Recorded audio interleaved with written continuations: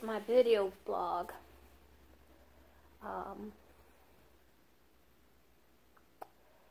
This evening, I was coming home from work and sadness came upon me. And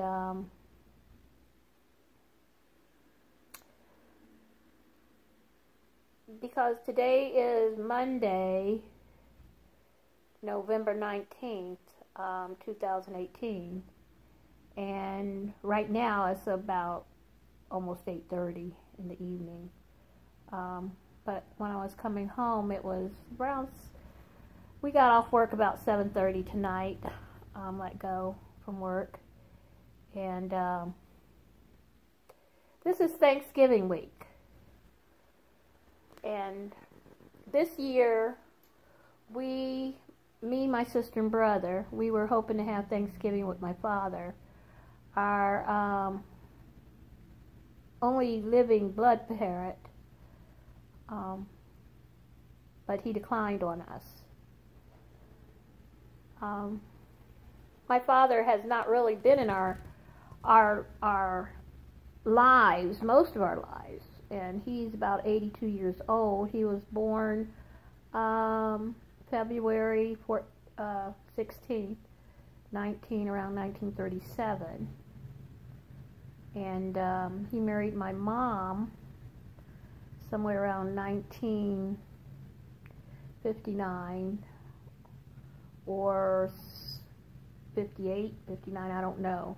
And they divorced somewhere around 73, 74, I think about 74, somewhere around there. I know I was around 9 years old when they divorced. But my father was never home a lot. As it was, we would see him if we went to his job.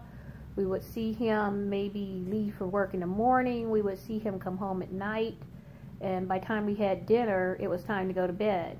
So we would hear him and my mother talking, or we would hear them arguing. But we would see him sometimes on the weekend. Or if we went as a family to church, or to relatives' house, or on a trip. And then if it was, he was with preach or teacher, or it'd be a business trip, like with something with the funeral directors or something like that. But after my parents divorced, we saw much less of him. I'm thinking my parents got married when my dad was about 24 years old, and my mom was 18, 19, 20, somewhere.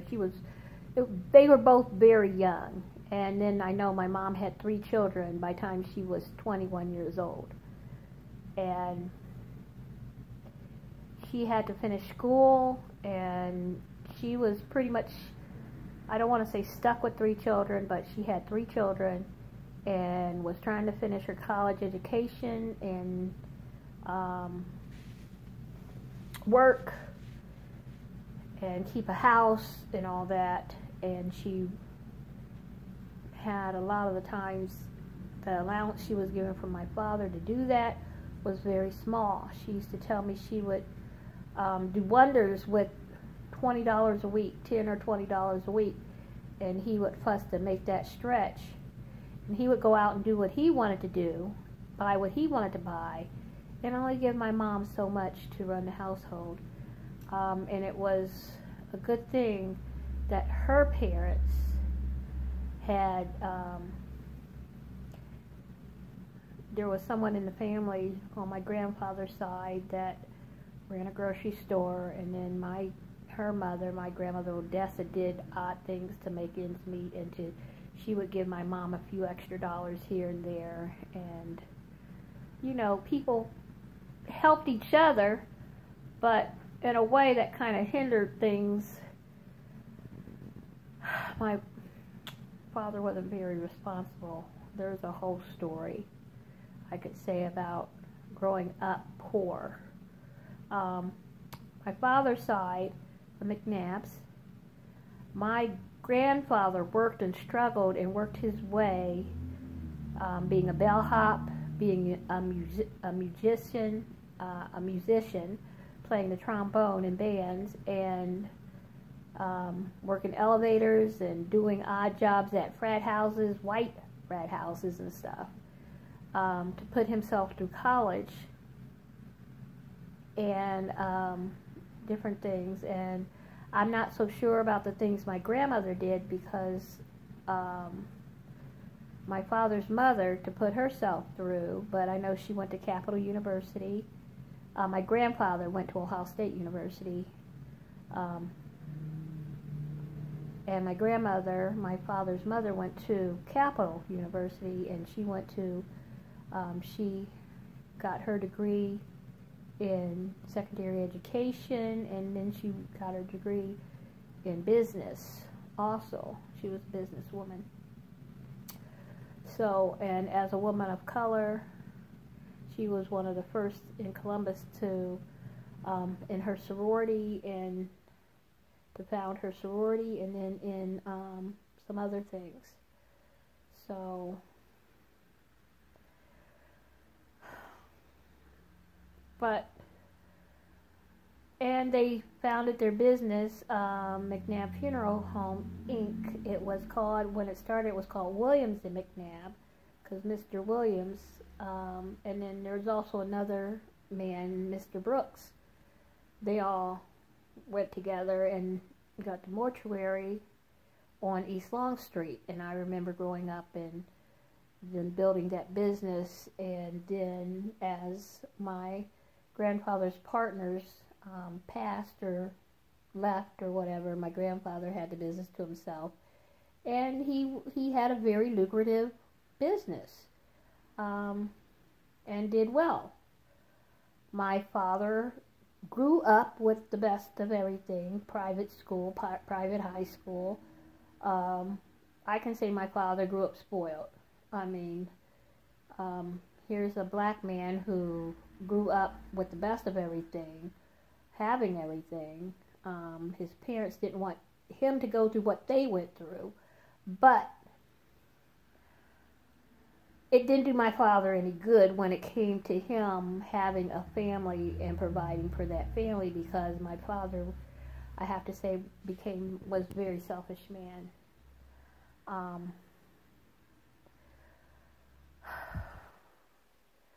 But my mother made do after they divorced. She made do, they were married, and she made do after they divorced. And I remember a lot of tragic things and a lot of things that happened growing up, and different things that happened, abuses with friends and family and all that. And my mom didn't abuse us. I could say my dad's abuse was neglect and not providing. My dad never physically abused us, but he let other people do so. My grandparents never abused us either. Set never abused us.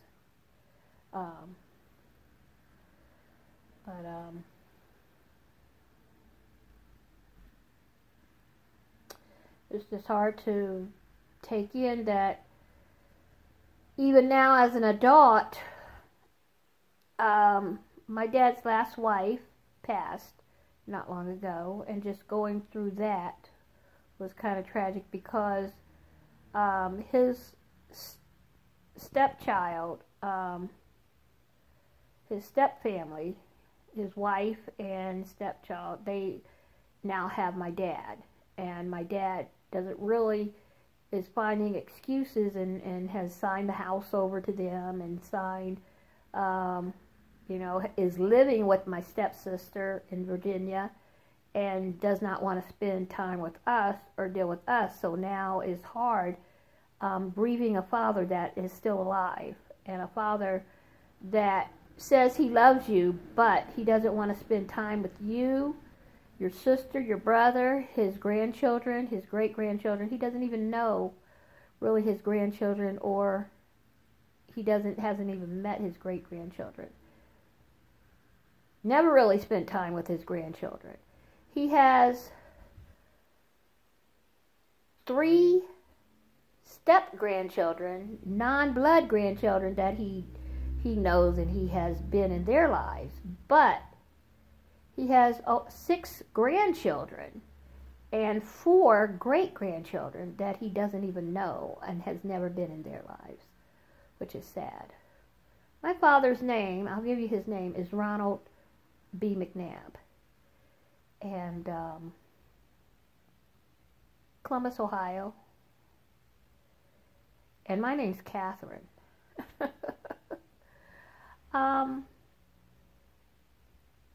It's sad.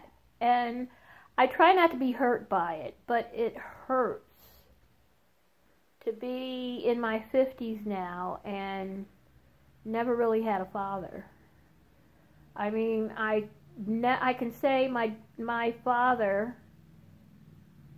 has been in my life here and there off and on when it was convenient for him, when we had some achievement or some crowning moment or something where he could poke his chest out and say, that's my daughter, that's my offspring, or something like that. You know, like a graduation or some sort of award or something like that. But let me try to tell him of when I got my, ordination for ministry, or when I got my credentials for something, or when I was in New York for something, or when I was very sick to death, unto death. I asked him for his blood type and his blood bone marrow. I knew he was a match for that when I had leukemia, but I couldn't really tell him at the time how sick I was, or he wouldn't accept exactly how sick I was, because my stepmother's first daughter was sick at the same time, and all the attention and all the things was upon her and her daughter.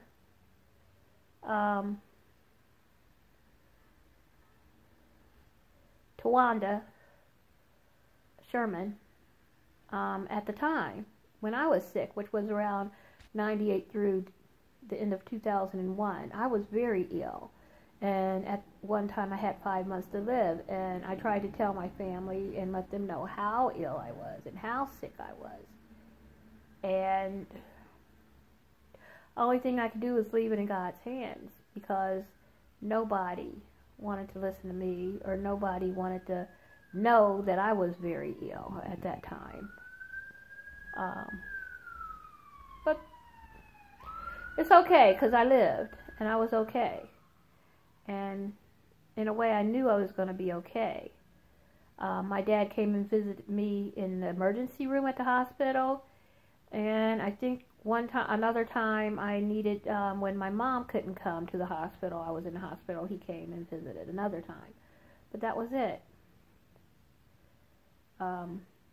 Every time, there's been times that he was ill and in the hospital, and every time I knew my dad was in the hospital or needed me, or was sick at home or something, I went and visited him. But a lot of the times when he was ill or something, we found out after the fact. But when he was in a nursing facility for a while, I went and visited him almost every single day, brought him food, brought him different things he liked, got him things he needed. Every single time. So that my brother said he did things, but did my dad ever, why did he sign things over to my stepsister? Why did he not trust us with his stuff? It's just like, even the business, everybody ran the business but his own children. We who had business degrees, we who had ideas to make the business grow and prosper, was the business, the funeral home, was given over to other people who ran the business in the ground, even burnt it to the ground. They were so irresponsible. Our legacy, there was 3 birth children, which my grandparents, Wilbur and Conan McNabb, said that they were leaving a legacy to. Even our inheritance, nowhere to be found. No inheritance, stocks, bonds, money, different things that was supposed to be ours. Everything disappeared. One time, my father said, oh, it's in court, probate court, things are being held up, talk to the lawyers, da-da-da-da-da-da. After a while, we just gave up, you know.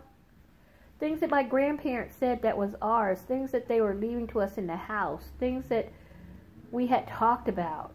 But they were hoping my father would give to us. I don't think they wrote everything out, and if they did, things got lost. It's just like the will, all that got lost. And I thought I saw papers I saw papers when I was growing up. I saw papers as a teenager, young adult. My grandmother showed me papers. But things got lost or misplaced, or we never heard about anything. It's like, when are we going to have the reading of the will? Oh, you know, talk to, you know, this person or that person. We were always put off.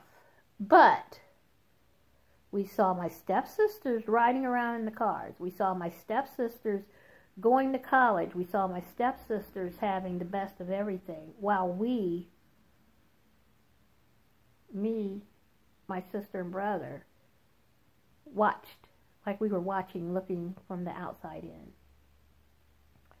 So,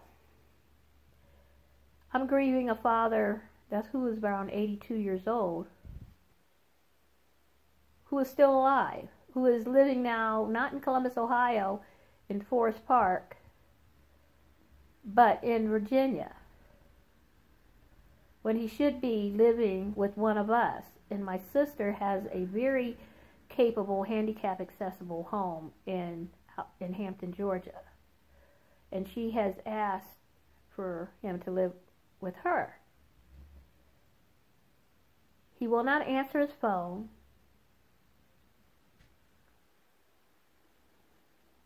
They will not talk to us. It's just like there's no contact. You know? None whatsoever. And things are being liquidated while he's alive, so that, because once he's passed away, everything goes to us automatically, but things are being liquidated before he dies so that we don't get anything. And I don't know why my father did this. I can't understand why. We never did anything to him but be born. We never did anything but be born and take his name. And it's, you know, I don't understand. Unless, only thing I could figure out is that he's being controlled. And he was controlled by my stepmother, Sybil Edwards McNabb. I mean, we weren't even invited to the wedding when they got married. And they didn't like us being at her funeral when she died. So, it's just sad. It's sad. Right now, I'm grieving for a father that's still alive. And I'm tired of crying. I'm tired of this thing plaguing my mind and stressing me. That's why I'm talking about it. And that's why I'm putting it on my blog, my video blog. I don't know if anybody is looking at this or will look at this, but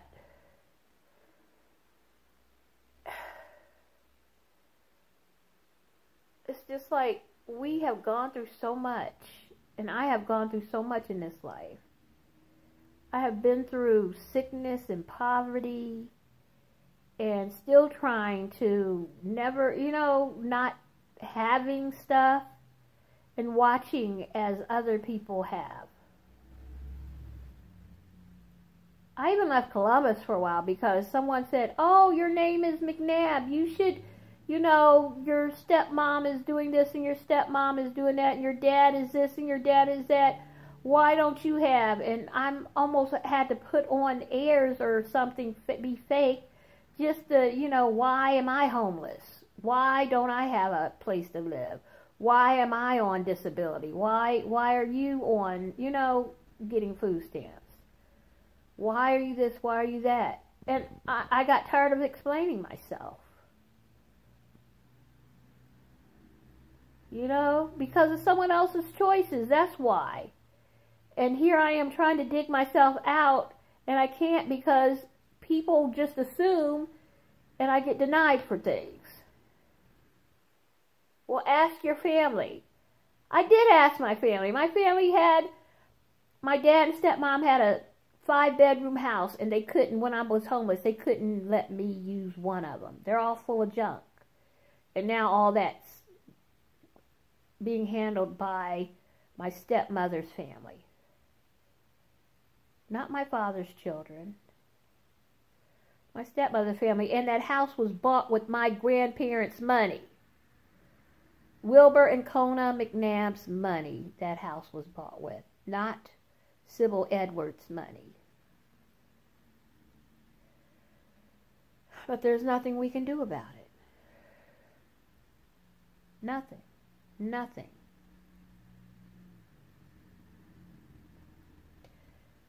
But I'm tired. Tired. I'm right now renting a small house.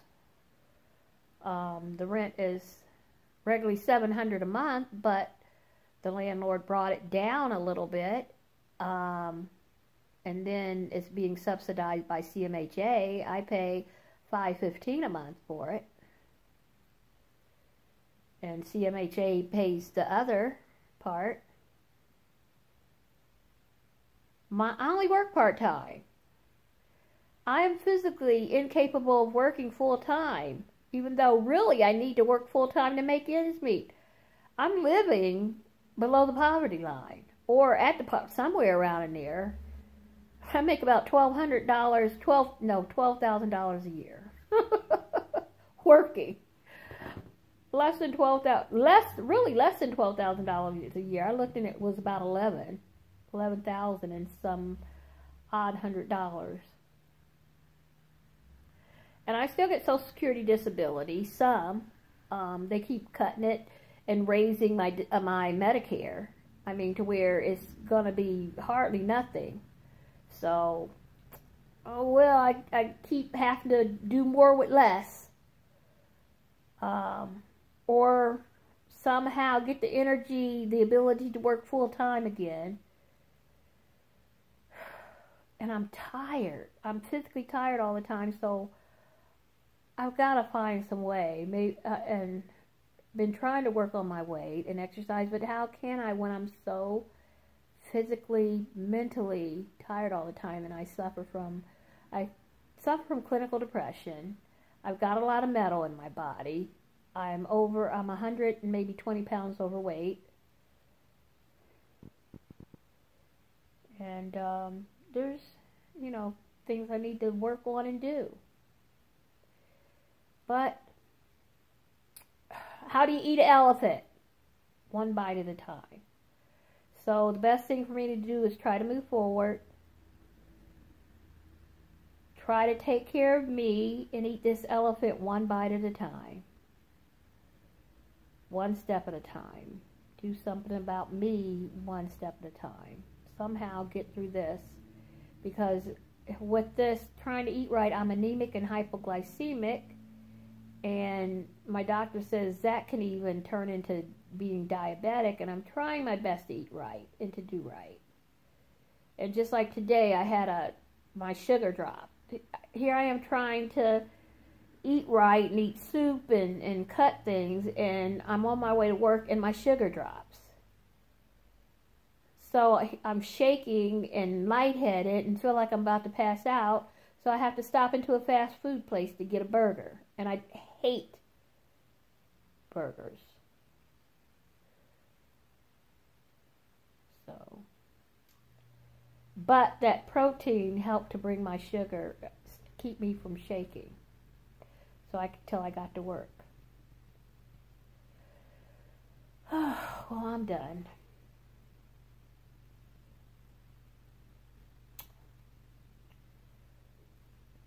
I'm tired. I am tired. wish I could go on a good vacation. I need a new car. I need another car. New car, another car. I need to be financially secure, which I have never been financially secure in my life. Not in my life. Not as a child. I haven't been financially secure as an adult. And I'm tired of crying. Don't want to cry anymore either. But, oh well. I'll say goodnight. This is all for now.